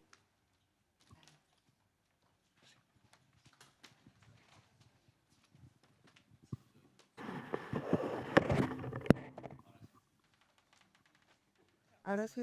No. Ya. Que me han dicho que el traductor del andaluz se ha puesto malo. A ver, quería agradecer un poco la intervención. Mi abuela decía que la gracia la hacen los monos. Entonces no es tanto gracia, sino yo creo que un poco como que a mí a veces, y a foro, yo me dedico mucho a la formación, ¿no?, en salud mental, y a mí como que me ilusiona poder poner en común los proyectos, ¿no?, y este tipo de experiencias como venir a Barcelona, que vengo mucho a dar formación, pero también permiten conectar, ¿no? Y yo creo que estas cosas hacen falta, ¿no?, cuando estás, bueno, con unas ciertas ganas, ¿no?, de cambiar las cosas, o tienes gente con la que hablas, o tienes gente que te acompaña, ¿no?, que tienes gente que te estimula y a la que estimulas, ¿no?, o es imposible, ¿no?, producir un cambio intrainstitucional y en cualquier orden, ¿no? Preguntaba un poco sobre el tema de la red en Andalucía. Claro, son cosas como que no me ha dado tiempo a decir, pero el proyecto del ETIC, ¿no?, con otro nombre, porque no solemos cambiar el nombre, pero se llama Equipo de Tratamiento Intensivo Comunitario y es un proyecto a nivel andaluz. O sea, existen todas las UGC, es decir, todas las áreas sanitarias de Andalucía. Se proyecta con el Programa de Salud Mental de la Junta de Andalucía hace 3 años. Luego a la persona que lo puso en marcha, pues lo echaron, claro. Pero bueno, se ha hecho en toda Andalucía. El problema es que el sentido, el ideario y la intención política de los distintos ETIC no es el mismo. O sea, que realmente, o sea, nosotras estamos como un poco como dentro, rompiendo las lógicas ya no solo de del propio mandato institucional de la salud mental, sino de los propios ETIC, ¿no? Pues todo en sanidad funciona como criterios de inclusión, de exclusión, tiempo de trabajo, ¿no?, objetivos. Y claro, nosotros rompemos un poco eso, a costa también de asumir el riesgo de hacerlo, ¿no? pero intentamos como no desmarcarnos. De hecho, este viernes tenemos, que vaya semana llevo, este viernes tenemos las jornadas de los ETIC de Andalucía, que las estamos organizando nosotras en Málaga, que sabemos que viene gente que hace cosas totalmente distintas, pero queremos un poco ilusionar y hacerlo, lo hacemos en un centro social del barrio donde estamos, que es un barrio que a veces hasta a los taxistas les cuesta entrar, ¿no? Pero bueno, como que intentamos un poco que se involucren, ¿no? en ese barro que yo creo que realmente es donde nos toca estar. Y luego eso a nivel intrainstitucional, y luego a nivel extrainstitucional sí que participamos de bastantes movimientos, ¿no? Yo bueno, formo parte del movimiento de la Revolución Delirante, que es un movimiento sobre todo que se dedica a la formación crítica de profesionales de la salud mental, que eso genera red, y luego también estoy en la AEN, en la Asociación Española de Neuropsiquiatría Andaluza, ¿no? Que es como un poco el contrapunto de la SEP, ¿no? Que son como el enemigo, que es la biológica. Grandes representantes en Barcelona, por cierto, de esa asociación. Y bueno, como que damos ese contrapunto y estamos un poco ya haciendo la militancia, si quieren, más a nivel de Junta de Andalucía, ¿no? Y llevando un poco el discurso a la Junta de Andalucía. Y luego pues tenemos redes informales de amigas de distintas provincias a las que trasladamos nuestra experiencia para ver si pueden ir reproduciéndola, ¿no? Pero es verdad que es complicado porque no hay cultura de eso. Yo volví a Andalucía hace 5 años, pero me he encontrado una estructura jerárquica institucional mucho más potente, sorprendentemente, que en Castilla y León, que es donde estuve 11 años. Pero sí, es complicado, es complicado. No sé si queréis. Yo tengo... vale. ¿No? ¿Sí? ¿Hola? O sea, claro, en el centro social los procesos administrativos se ven en todo tipo de violencias, desde la revictimización, las nuevas violencias que producen, bueno, en todos los dispositivos de lucha es evidente, ¿no? Y de ahí también la sospecha. Pasa que, bueno, yo tenía un amigo muy gracioso que nos gusta mucho ver ahí las tentaciones, que es este reality de parejas súper tóxicas, que siempre decía, ¡buah, qué bien! Siempre que lo termino de ver me gusta porque veo qué buena pareja tengo, ¿no? Y le dijo una vez a una compi, no sois tan distintos, ¿no? Entonces es verdad que casi que a nosotros lo que nos preocupa no es tanto señalar qué mal está esa relación que es administrativa, sino nuestros propios procesos administrativos, ¿no? O sea, cómo nos parecemos a lo que vemos.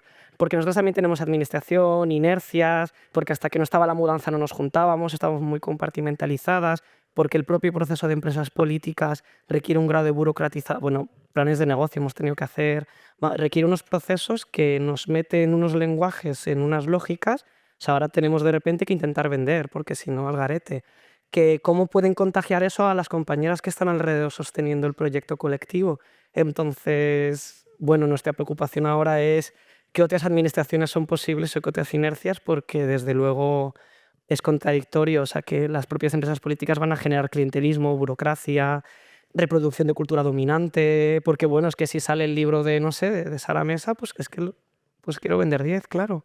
Entonces, bueno, no sé, estamos ahí un poco preocupados por esa. O sea, evidentemente no somos la administración del Estado, pero en qué medida nos podemos estatalizar nos preocupa. Yo en relación a lo que se comentaba de la institución como espacio para aquello humano, ¿no?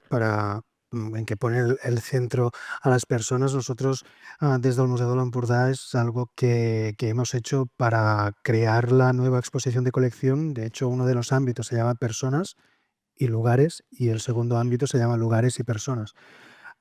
Y se habla desde el proceso participativo que empezamos, con lo que nos dijeron a las personas que participaban en este proceso de qué era lo que les interesaba y qué era lo que les preocupaba de su día a día, de su estar en el mundo, ¿no?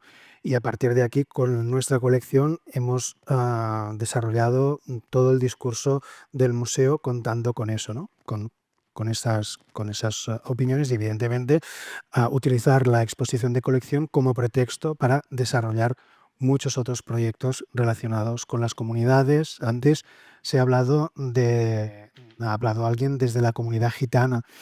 Nosotros tenemos mucho interés en trabajar con la comunidad gitana y que la comunidad gitana habite el museo, porque nuestra colección tiene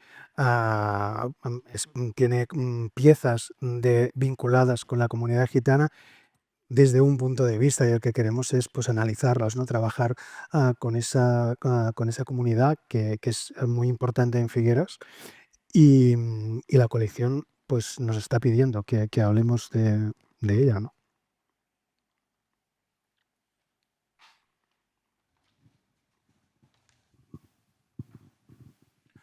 No sé si hay otras palabras ahí atrás, hay una que se entrevé en la penumbra. Hola, y quería preguntaros a la villana y a la compañera de la burbuja si podríais explicar algún vínculo o cómo ha ido, cómo fue en relación a instituciones culturales que representan lo hegemónico.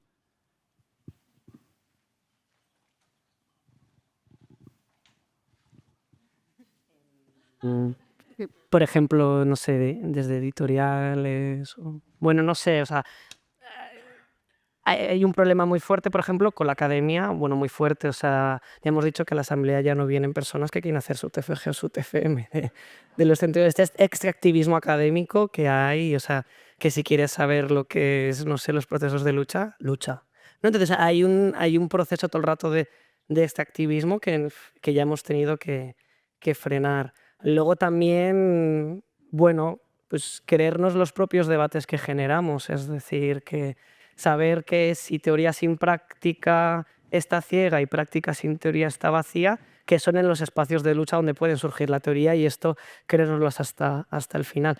Lo digo por el tema de la interseccionalidad, que es un tema puramente de la Academia de Filosofía Política de los años 90, el tema de cómo hacer la interseccionalidad, si es que el centro social ya es interseccional, si es que no nos separamos por nada. O sea, eso solo puede decirse de unos determinados lados. Entonces, bueno, ¿cómo no arrastrar estas cosas? Es como una lucha. Bueno, entonces también respecto a lo que leemos y el afuera, o sea, la idea un poco ideal, la idea ideal de la librería, también es ser un proceso de edición, porque entendemos que en las prácticas hay saberes que merecen ser compartidos. O sea, por poner cosas muy concretas, que en la asamblea de vivienda ocurren muchísimas violencias y a veces hay violencias de género a compañeras y estos procesos no siempre van por la denuncia o hay declaradamente una visión antipunitivista porque, bueno, la misma policía no queremos engrosar o la persona que denuncia no quiere engrosar la policía que luego desahucia o bueno, cómo encontrar herramientas comunitarias ya se están dando en la práctica en la asamblea de vivienda, ¿no? Entonces, cómo ser capaces de editar nuestros propios saberes y ponerlos a circular y a debatir con cosas malas es interesante porque si no, como que acabamos debatiendo con los libros que nos vienen un poco de fuera, adquiriendo un poco también esos lenguajes, eso es una cosa que yo creo que sí que nos preocupa. Y luego, bueno, no sé,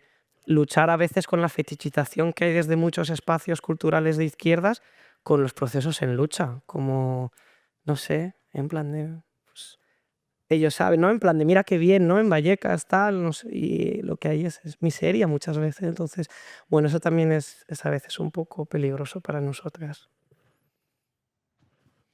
Que a nosotros la experiencia que hemos tenido más desde el ETIC con instituciones culturales viene a ser un poco todavía estar en un momento como dialógico, ¿no? Porque lo que nos encontramos, y esto me lo llevo encontrando pues, prácticamente toda mi vida profesional, ¿no? Cada vez que hablas con instituciones culturales puede haber una actitud de cierre, ¿no? De que no quieren ni dialogar, bueno, esto no me compete, pero cuando hay actitudes de apertura, yo lo que me suelo encontrar es un discurso muy paternalista, ¿no?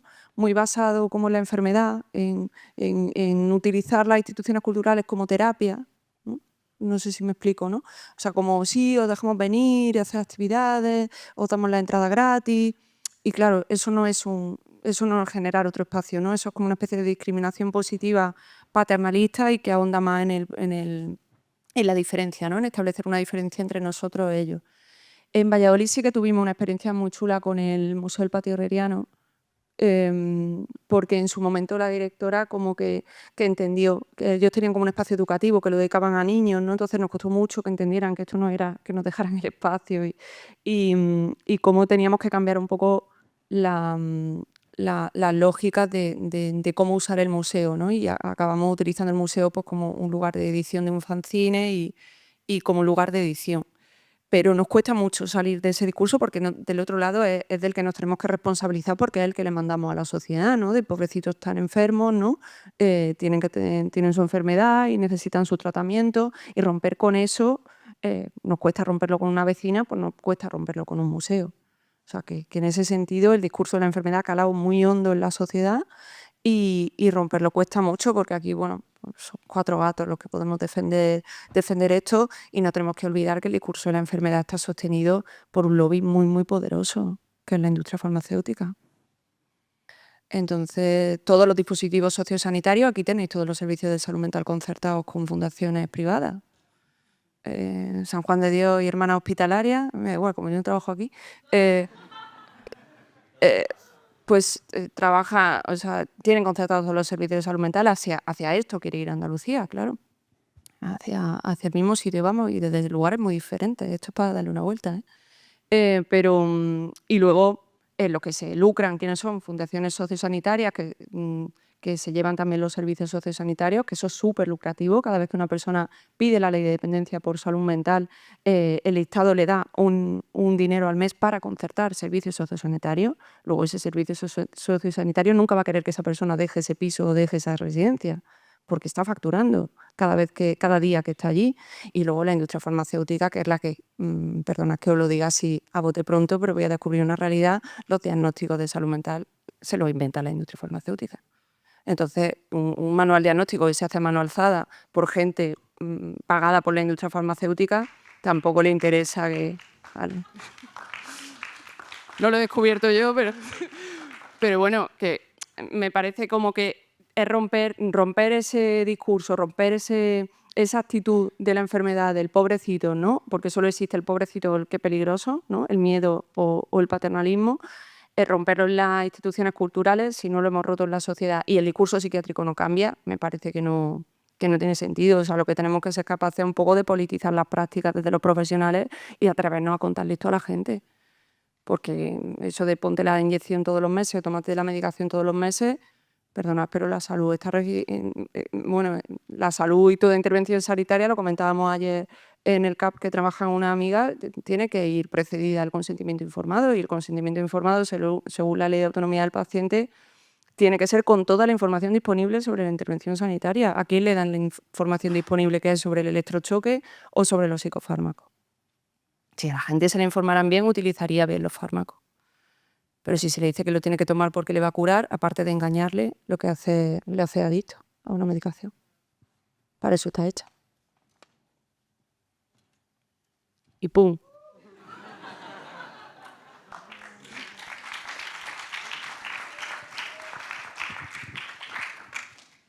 No, tenemos 10 minutos más, yo entiendo, hasta las 2. Sí, 7. Ah, ok, ahí Aquí, está por aquí. no. Perdona, ¿le pasa, Además, me parece como que 7 minutos, ¿no? 7 minutos. Vale, bueno, primero, muchas gracias a las 3 y a Pancho también por todo lo que habéis planteado, me parece súper interesante. También darle las gracias, me sumo a Paco, a Laura. Creo que has dado como muchas claves que en realidad sirven para pensar el estar en cualquier institución, ¿no? Y me ha parecido como muy, muy, muy, muy importante, ¿no? Algunas de las cosas que has dicho y que sean dichas en este contexto, ¿no? Yo quería hacer un poco la pregunta a la inversa de lo que ha planteado aquí el compañero atrás, ¿no? Sobre la relación con los espacios hegemónicos. Y os quería preguntar cuál es la relación que establecéis con espacios comunitarios, ¿no? Que sostienen la vida, digamos, que no tienen estas formas, ¿no? Como... o sea, que a veces también desde nuestras, ¿no? propias propuestas políticas, discursos políticos, caemos también en no ver como políticos espacios comunitarios que sostienen la vida, por ejemplo, de las personas migrantes de la comunidad gitana, que no tienen esas formas, ¿no? Tampoco, ¿no? De espacio cultural, espacio autogestionado, ¿no? Que tiene también una genealogía política, ¿no? Muy concreta, ¿no? Y quería saber cómo qué vínculos trazáis con eso, ¿no? No sé, Laura, ¿en qué barrio estás? O sea, porque has hablado de un barrio, ¿no? Pero, por ejemplo, ¿no? Miguel Ángel ayer hablaba, él está en las 3000 en Sevilla, Y él hablaba, por ejemplo, de la relación que se establece con o que hay que establecer sí o sí, y cómo trabajar con las iglesias evangélicas, por ejemplo, ¿no? Y pienso en las mezquitas y en tantos otros espacios de sostenimiento de la vida, ¿no? Porque al final las comunidades migrantes, ¿no? O sea, la población migrante en este contexto, en el Estado español en general, se han sostenido y se sostienen al margen de la institución y también de los espacios militantes activistas de izquierdas, ¿no? Muchas veces. Entonces, bueno, ¿qué vínculo y qué relación hay con eso? Y también va para Figueras, ¿no? Que me parece como súper interesante lo que se planteaba de ese trabajo desde Màlaga, no? Perquè en Figueres, bueno, crec que també ho coneixes, no? Però hi ha actualment problemes molt greus, no? Com d'accés a drets bàsics, per exemple, al padró, no? L'Ajuntament de Figueres es nega a empadronar determinats col·lectius o determinats orígens i això és un problema molt greu, no? També volia saber quin vincle s'estableix amb aquestes problemàtiques, amb aquestes necessitats, no? Amb aquests drets que són vulnerats sistemàticament per la pròpia institució, no? Perquè has dit que crec que el museu depèn de l'Ajuntament de Figueres, no? Bueno,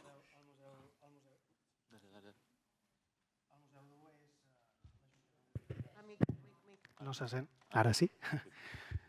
Sí, el museu és de gestió directa de l'Ajuntament de Figueres.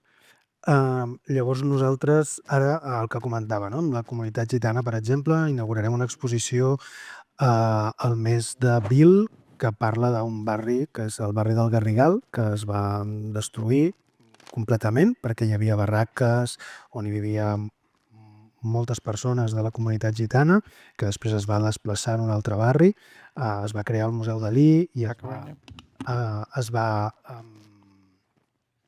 crear un altre barri, no?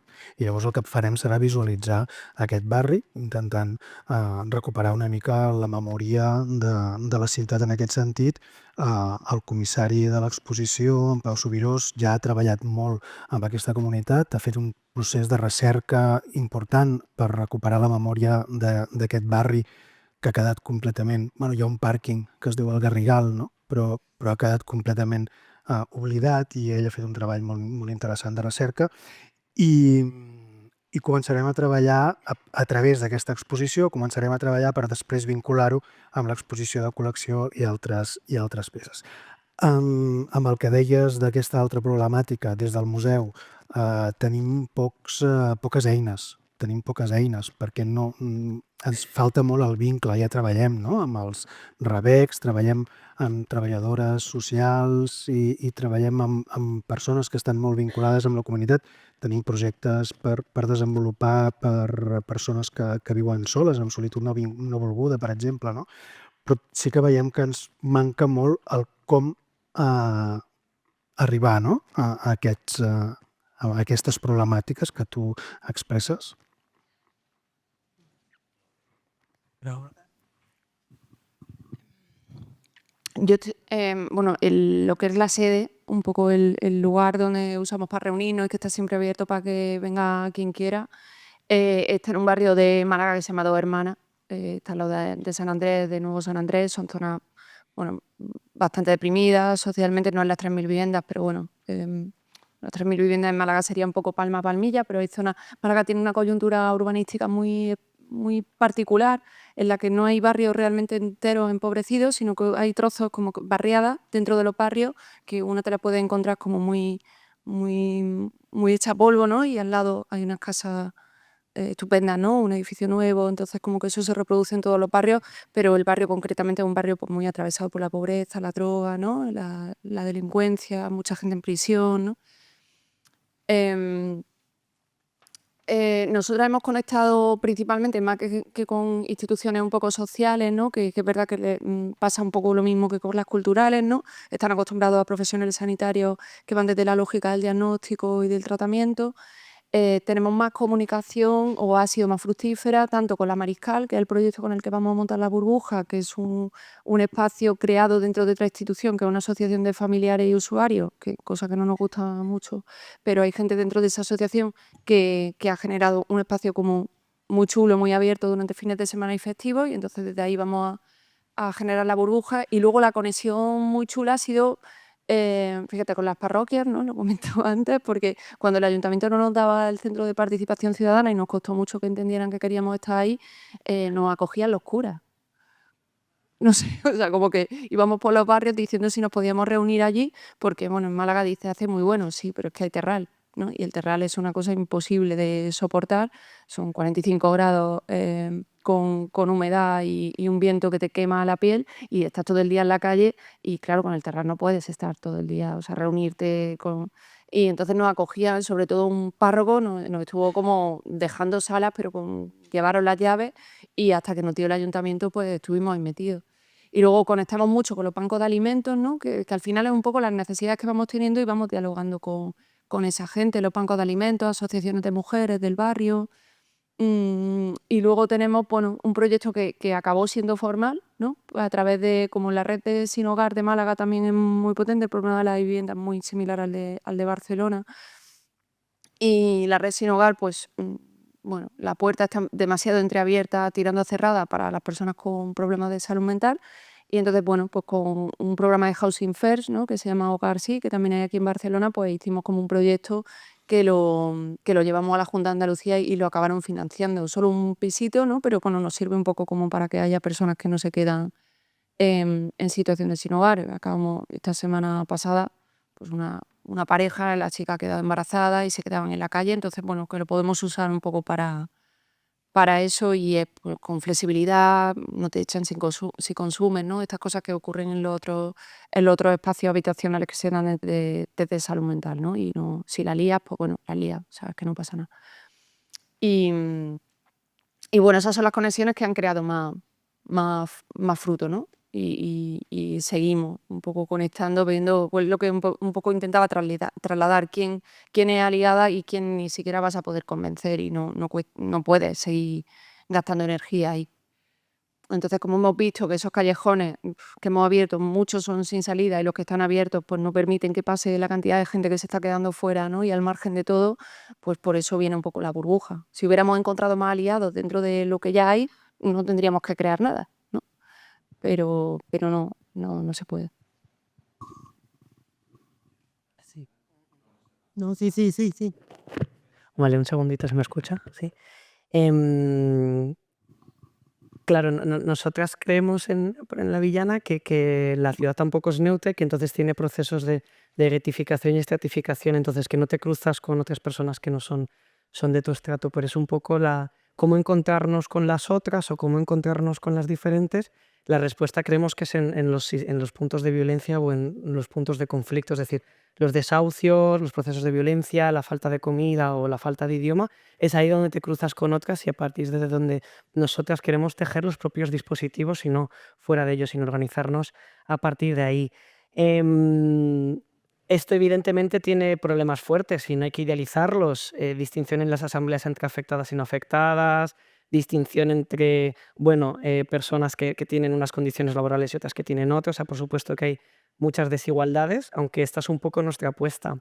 Otras compañeras del barrio, por ejemplo, se llaman Simpoli y están en procesos de despolicialización o hacen mucho trabajo en ese sentido y organizaron pues, una cosa muy chula con las bandas del barrio, entendiéndolas como agentes políticos y como comunidad con las que había que hablar y articularse, ¿no? Viendo lo que había que construir. Pasa que esto, y esto ya es como aquí hasta aquí Oficial Villana y ahora Javi, esto a mí me genera un debate y hay algunas dudas, o sea, que podemos estar pensando esto que tú has dicho, ¿no? ¿En qué medida vamos con nuestras propias herramientas de autogestión, justicia, tal, a imponerlo a realidades que tienen sus propias tradiciones, su propio tal? A mí me preocupa que esto nos lleve un poco a procesos de relativismo, como si por ser algo de una cultura distinta deberíamos, no tener un horizonte de justicia común. Lo digo porque a veces cuando dejas procesos que vayan a su ancha te puedes sorprender con lo que sale. O que hay comunes que no son deseables, ¿no? Sindicatos, imagínate, ¿no? O sea, lo digo porque el proceso, por ejemplo, de la despensa de la Villana, al principio había gente que no estaba como afectada de la soberanía alimentaria, sostenía con unas determinadas formas y unos lenguajes en los que nos reconocemos, asambleas, tiempos, procesos, grupos de trabajo, se decidió salir y la deriva de ese grupo, pues por ejemplo, se ha quedado solamente con gente que de habla hispana y la gente de Bangladesh y Pakistán se ha ido y encima ha ido a una estructura muy, muy jerárquica. O sea, ¿qué pasa cuando los procesos o las tradiciones en las que se reconocen se autoorganizan? Bueno, que crea un conflicto. ¿En qué medida nosotras podemos imponer unas formas, pero en qué medida esto nos tienes que hacer también aceptar que cualquier autogestión de otra identidad, de otra cultura, tenemos que aceptarla con una especie de culpa porque estamos imponiendo, ¿no? O sea, que yo creo que el diálogo es posible, sobre todo porque hay un horizonte de justicia compartido, y yo creo que si perdemos eso podemos acabar pensando que es más importante quitarnos la culpa y no colonizar epistémicamente, más que decir, no, que esté mal que haya una persona que mande más y que tú estés callada. Es que creo que esto es un valor, bueno, que pone un poco en estos debates y a nosotras nos ha puesto. Pues ahí nos quedamos con los problemas y, y hay una frase que me gusta mucho de Assunta Signorelli que dice: lo que todavía tenemos que hacer podremos contarlo, pero es un cierre por quedarnos con hacer cosas y luego ya las podremos discutir y hacer. Y en eso dejo la palabra a Mabel también. Bueno, primero que nada, muchas gracias a todas. Seguiremos discutiendo quizás en el jardín y en la comida. Creo que una de las cosas que quedó clara aquí es que las cuerpas están en el centro de toda institución, que son las cuerpas que producen, construyen, reconfiguran, etc. Y hay cuerpas que están más visibles y cuerpas que menos. Esto sucede también aquí, porque durante este día y esta mañana nos ha estado acompañando Mercè Tarrés, que está aquí. Es nuestra relatora visual. ¿Quieres mostrar un poquito así como el proyecto? Que está aquí calladita, pero como cuerpa trabajando y pensando con nosotras. Así que quiero pedir un aplauso muy grande a Mercè. Muchas gracias.